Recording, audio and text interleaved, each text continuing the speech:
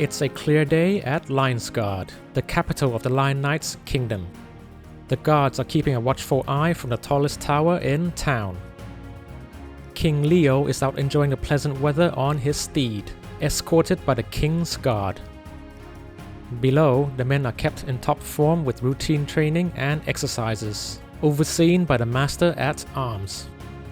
The captain of the guards as well as the Earl Marshal have stopped by to inspect the training regiment and the readiness of the troops.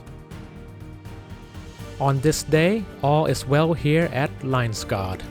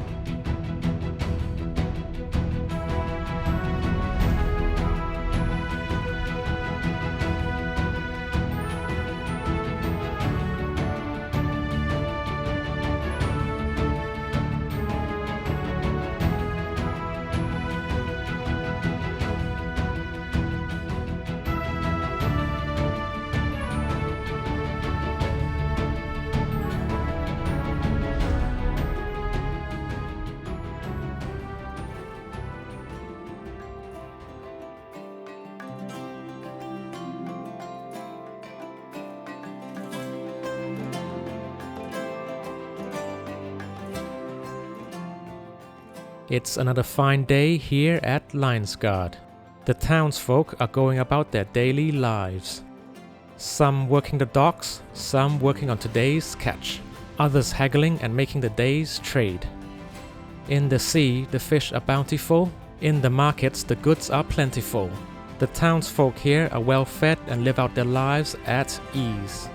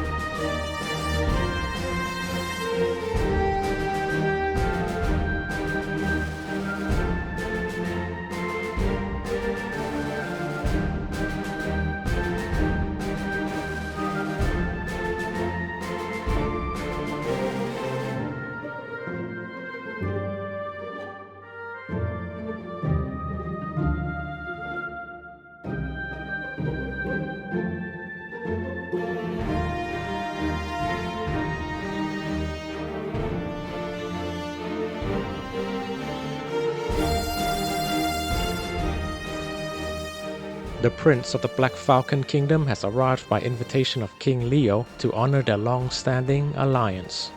For generations, the two realms have upheld this enduring pact of mutual trust and strength.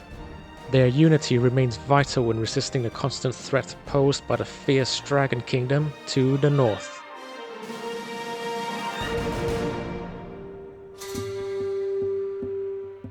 King Leo, Prince Leandrel, Prince Fosrith greeted, offering a respectful nod. Prince Fosrith, Lord Black, I trust King Fotier remains in good health. King Leo replied courteously. He does, though I must dispense with formalities. Orcish raids have intensified along our borders. An entire village was razed recently near the eastern woodlands. Aye, we lost a master smith in that attack, a dear friend. He forged this very blade, Lord Black added solemnly. The orcs rarely ventured past the eastern kingdoms. Something must be driving them west towards us, Prince Leandro observed. Indeed, we've noticed more easterners arriving in the city as of late. They've long held the orcs at bay. Something's changed. Fortunately, hostilities with the Dragon Kingdom have ceased. We can now direct our attention eastward. My spies in the Dragon Kingdom have reported that King Drakirin is taking rumors of a dark army rising in the far west seriously.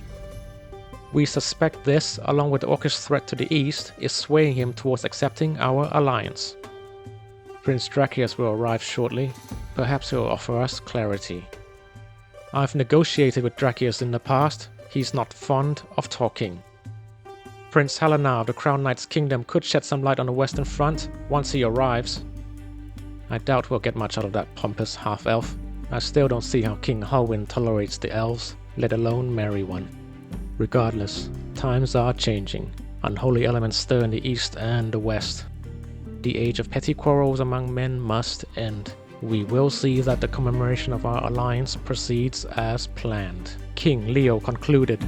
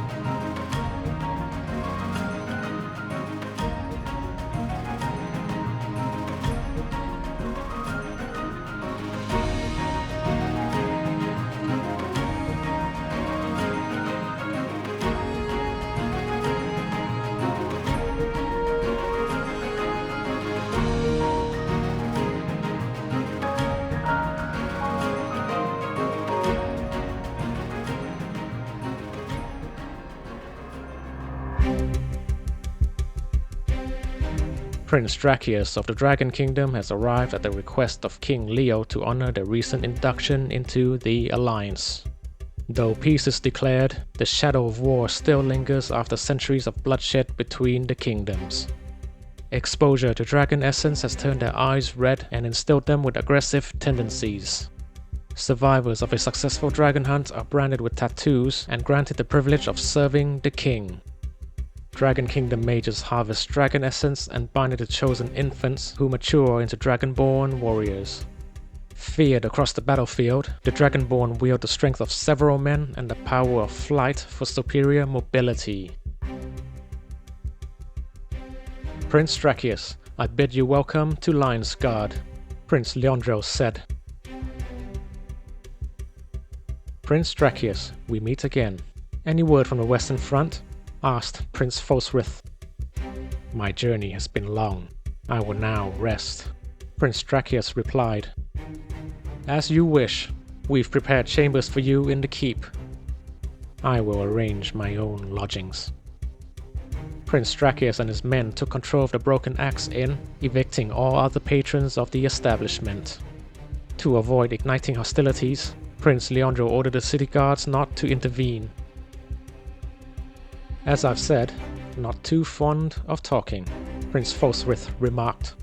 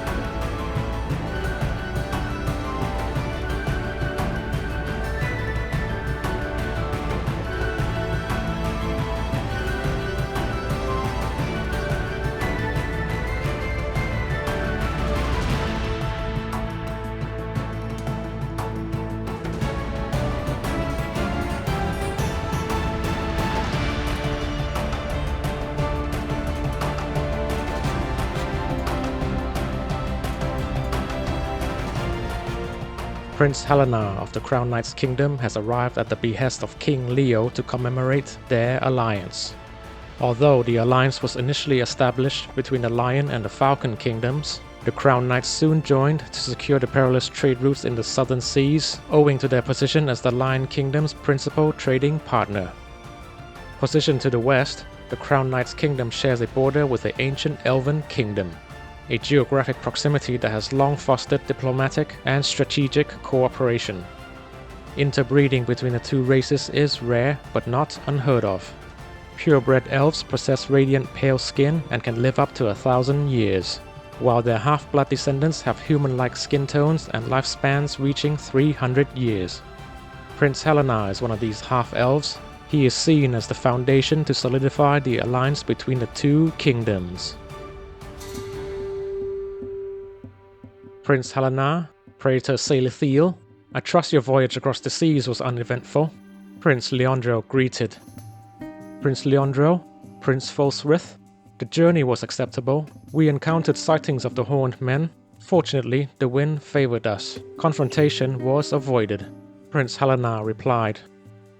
That is indeed fortunate. They are known for their persistence. There are whispers of a dark army stirring in the far west. Do you place any truth in it? Prince Falsrith asked. People often see what they wish and hear what they fear. My kingdom borders the western ashlands. I've traveled there. The darkness plays tricks on feeble minds. I would not lend much weight to such tales.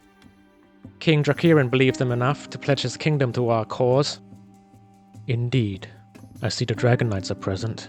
Never thought I would live to see the day that they would step foot in one of our kingdoms without bloodshed. And a Dragonborn. King Dracirin isn't taking any chances with his son here. Most wise of him. Praetor Saelithiel observed. Aside from creating the Dragonborn, Lord knows what else they do with dragon essence up there in the north. Their latest catch must be yielding an extra potent batch for them to believe in such fantasies and joining us as a result. Maybe we can finally have peace. At least for a time. Indeed. If you were to suggest accommodations, we will be staying on my ship, though I am grateful for the thought.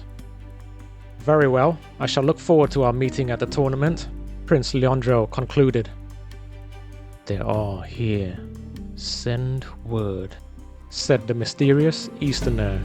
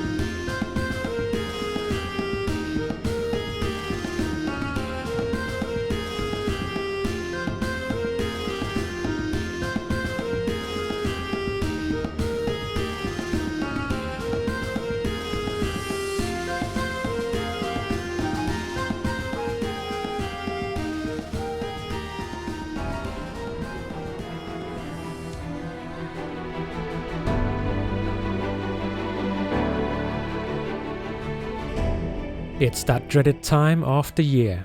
The tax collectors are out making their rounds.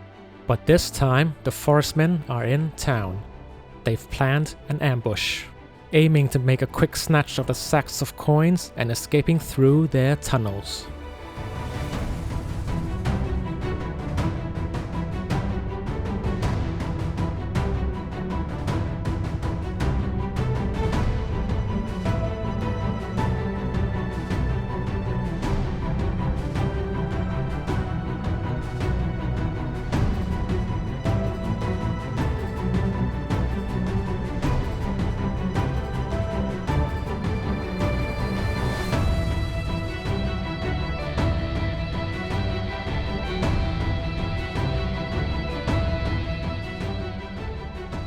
What their plan didn't account for are the Wolfpack Brotherhood. They've been trailing the forestmen, learning of their plans. In the midst of the heist, the Wolfpack executed their plan of snatching the sacks first and making themselves scarce. But they were being watched.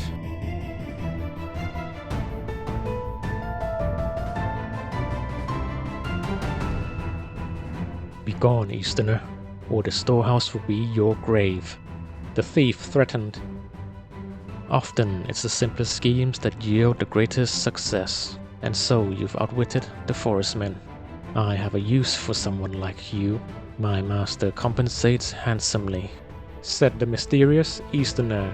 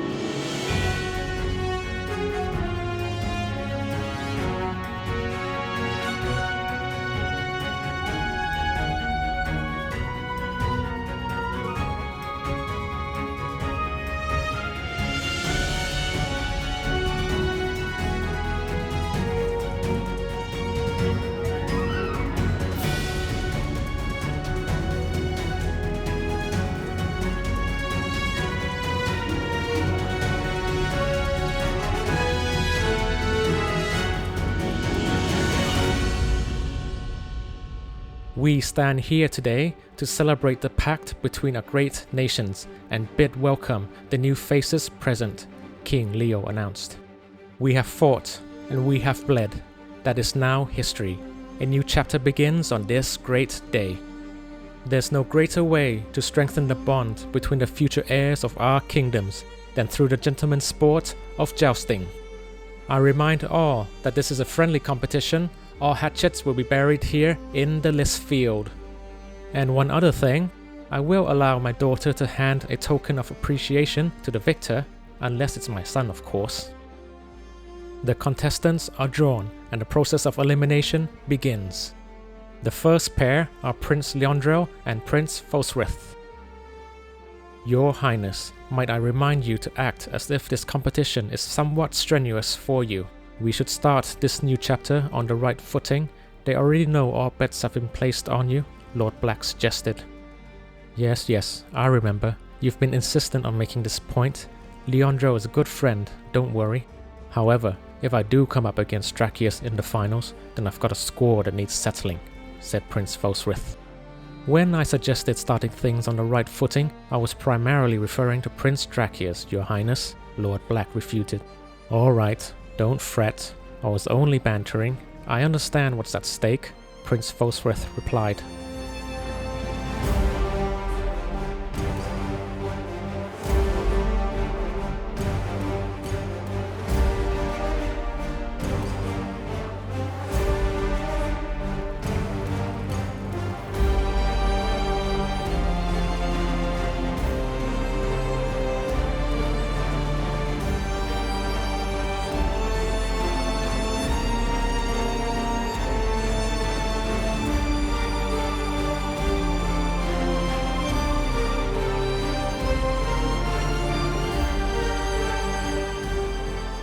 As expected, and much to King Leo's delight, Prince Fosrith emerges victorious.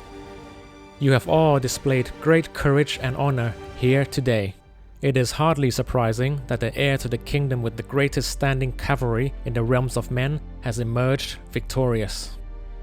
I still remember the day your father defeated me decades ago. You truly are King Foltier's son.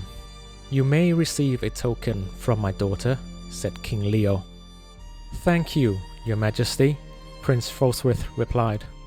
And with that, the commemorations are concluded. Meanwhile, down below, a battle has erupted. The Wolfpack Brotherhood are raiding the Forestmen's tunnels.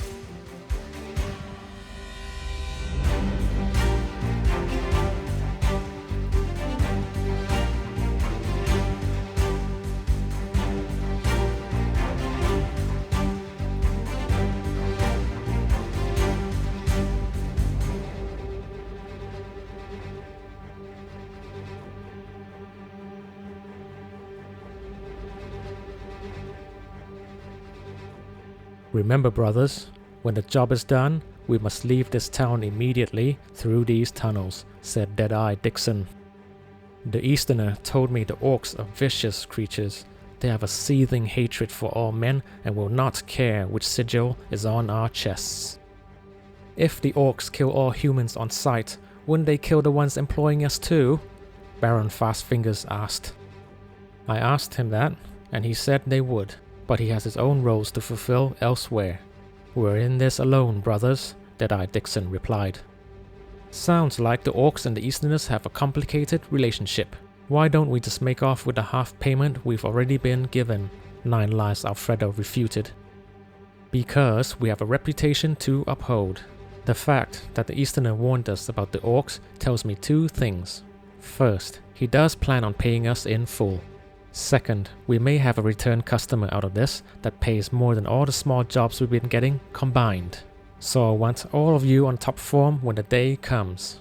Alfredo, take it easy this time. We won't have the time to drag you out of this one, said Deadeye Dixon.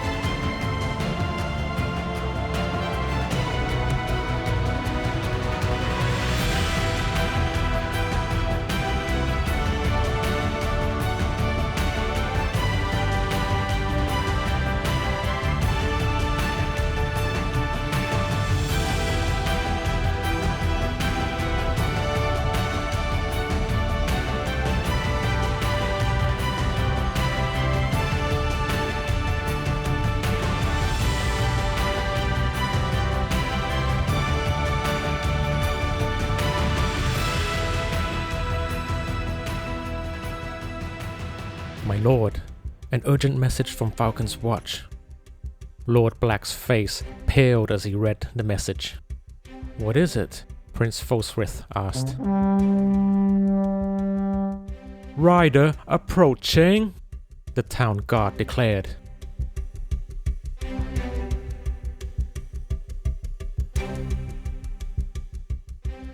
Ease from the eastern meadows lookout, my lord, the guard said. Farishan, Shepshed, all have fallen. The lookout is lost, the rider muttered. How did it happen, and who is responsible? The captain asked, his tone filled with anxiety. Orcs, my lord. Thousands of orcs. They were merciless. None were spared. Women. Children. I had to deliver the message. Forgive me, my lord. The rider gasped, his words his final breath.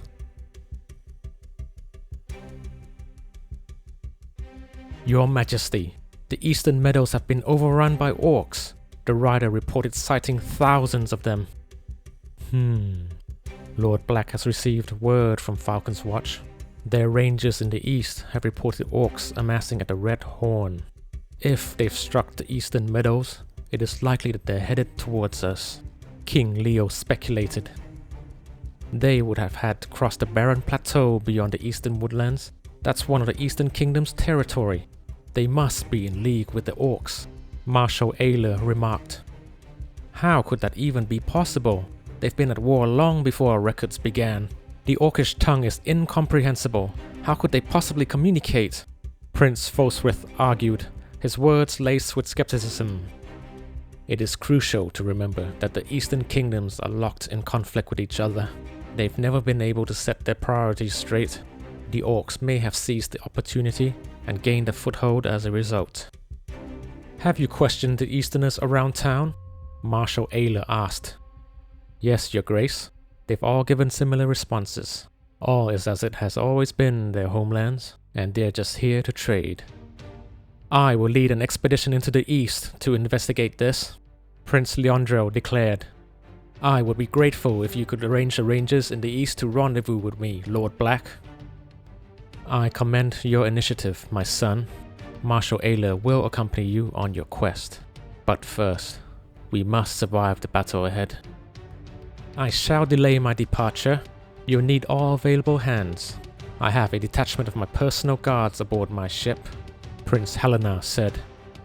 I too will stay and lend my aid in this struggle, Prince Dracius added. Word of the orcs' advance quickly spread throughout the streets of Lionsguard. Peasants abandoned their fields, merchants left their stalls, and families gathered their belongings in haste. They're scrambling towards the safety of the town walls, fearing the wrath of the approaching horde. Among them, shadowy figures moved through the crowd, slipping unnoticed into the town.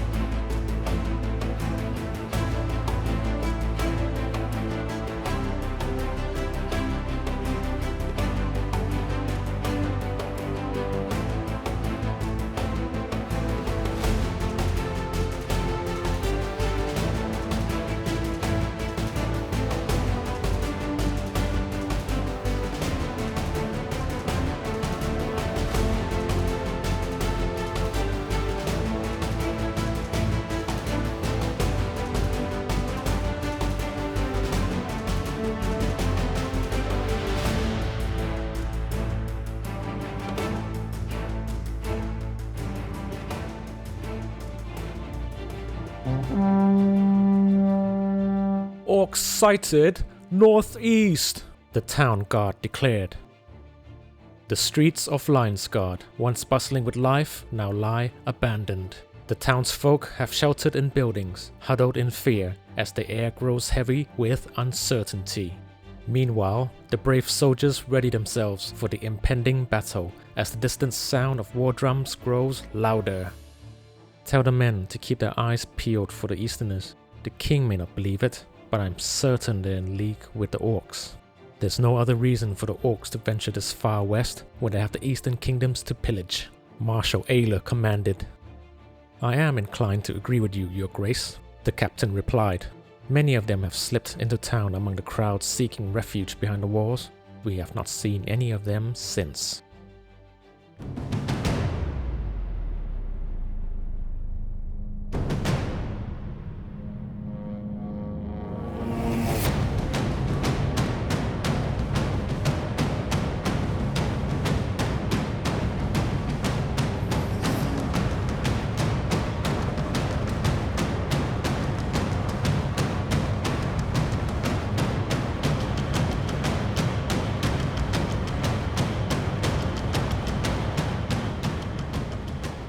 With their trebuchets, the orcs unleashed a heavy barrage upon the city walls, aiming to shatter the defenders' resolve. The warband kept their distance, careful to avoid the deadly volleys of arrows raining from the walls. Amidst the chaos, the trolls began pushing the siege towers towards the walls. The defenders, caught in disarray, could do little to stop the advance. Before they knew it, the orcs were upon the walls, breaching the line of defense.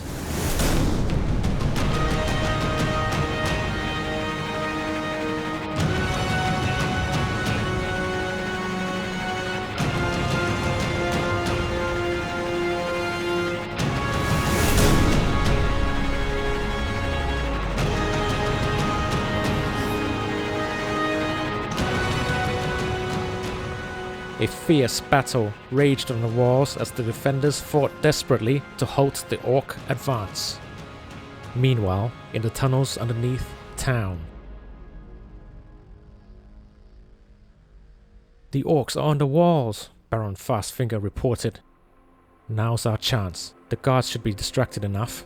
Remember, brothers, we regroup here once the job's done, or the orcs will have us for dinner, Deadeye Dixon said. We haven't seen the Easterner in a while.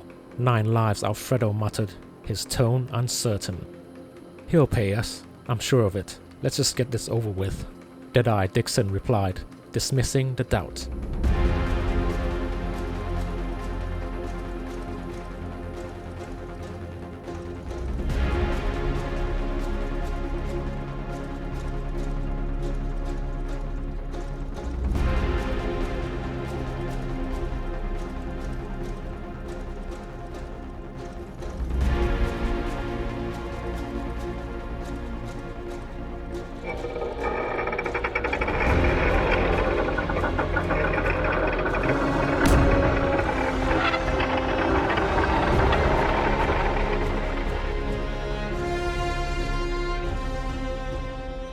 Your Majesty, a group of mercenaries known as the Wolfpack Brotherhood have breached the gatehouse and opened it for the orcs, Marshal Ayler reported urgently. Who are these men? King Leo asked.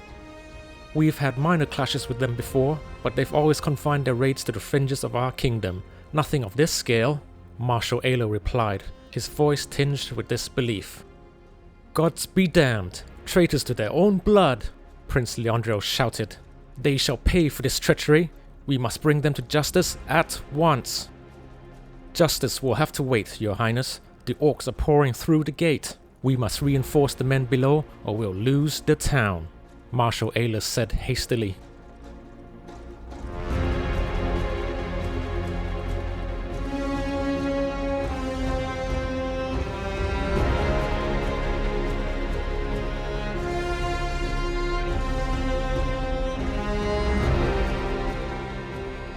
The princes of all 4 kingdoms and their men rushed down to reinforce the gate. As they arrived, the orcs had already broken through the line, overwhelming the defenders. Prince Leandro's voice rang out, "Hold the line, men!" Amidst the chaos, the Easterners emerged from the shadows. They moved towards Prince Dracius, cutting through the confusion with deadly precision. Before his guards could react, the prince was struck down from behind, collapsing as his life slipped away. Caught in a pincer movement, the men panicked. Marshal Ayla immediately called for a retreat back up to the high ground.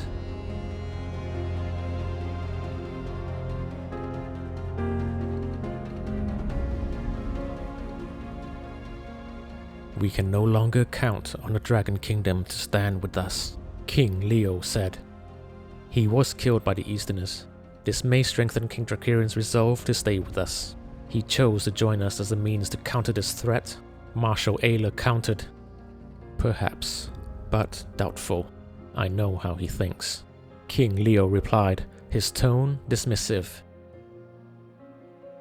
The defenders fought desperately to hold the bottleneck leading up to the keep.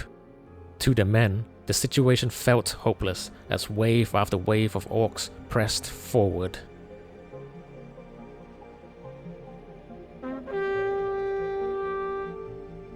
"You hear that?" Prince Folthrith asked. "Aye, that's the horn of the great cavalry," Lord Black answered, a spark of hope in his voice. "The cavalry is here. Now's our chance to push forward."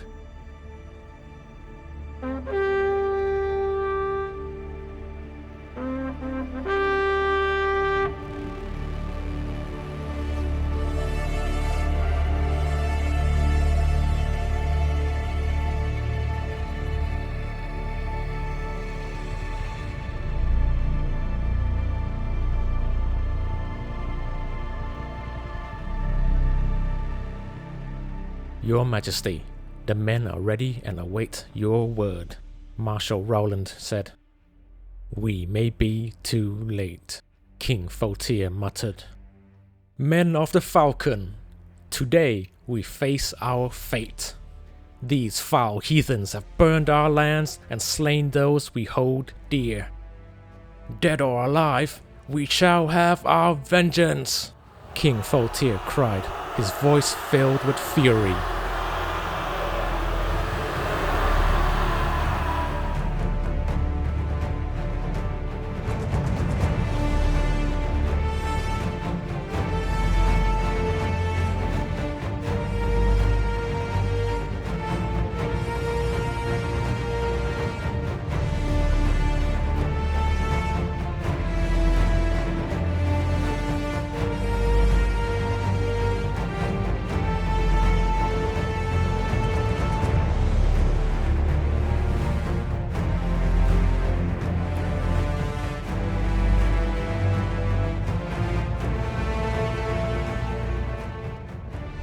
After the Orcish warlord fell, the orcs lost their leadership and scattered in disarray. The majority was swiftly picked off by the Black Falcon cavalry.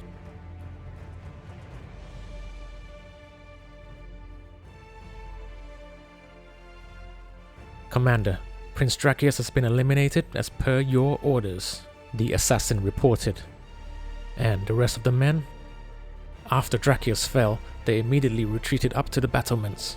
We were left facing the orcs, those berserkers. They're quicker than they look.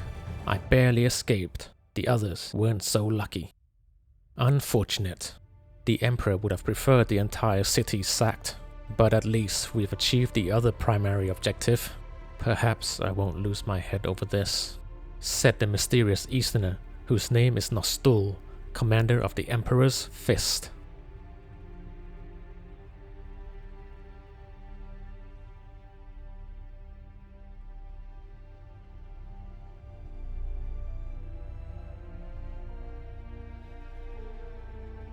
"Your Majesty, the survivor from Lion's Guard has returned," Marshal Margrave said. "Speak," King Drakirin ordered, his tone cold and distant. "Your Majesty, we were overwhelmed by the orcs. Then assassins struck from the shadows. I believe they were Easterners. Prince Leandro and the others. They abandoned us, left us for dead," the survivor said, his voice trembling slightly. "And yet, here you stand," King Drakirin said, his voice cutting through the silence. "You were sworn to protect my son with your life. What have you to say for this failure?" They struck Prince Dracius first, your majesty, attacked from the rear of our formation. I was the last standing. I dragged our prince to safety, but it was too late. I have failed you, my king. Dracius, that gullible child. He was the one that convinced me to join their alliance. Now, he is dead. I will have the heads of these so-called kings. And you have failed me. Yet, you returned to explain yourself and did not grovel like a coward. I will grant you a dignified end. The king turned his gaze towards Malthor, the greatest of the Dragonborn. In one decisive swing of Malthor's battle mace, the matter was swiftly concluded. Your Majesty, with the latest report, we are now certain that the Dark Army has captured our mages. Lord knows what the Necromancer plans to do with them. Without this alliance, we cannot hope to defeat him. Marshal Margrave said, I have consulted with Archmage Azax. We possess enough mages to extract limited amounts of dragon essence for now. More will be trained in time. The mages are no longer our focus. I will have my revenge. We cannot afford a war on two fronts alone, your majesty. Lord Grimrock is certain our plans to bring the kingdom under the mountain into the fold will work. He will see it done. Won't you, Lord Grimrock? Aye, your majesty. Lord Grimrock replied, his tone cold and resolute. I'd like to give a big shout out to our channel members supporting the creation of Scarilus, with a special thank you to Fennec and Brendan Bundyboy Davies, our two captains of the guards. Thank you very much for watching, and I'll see you on the next one.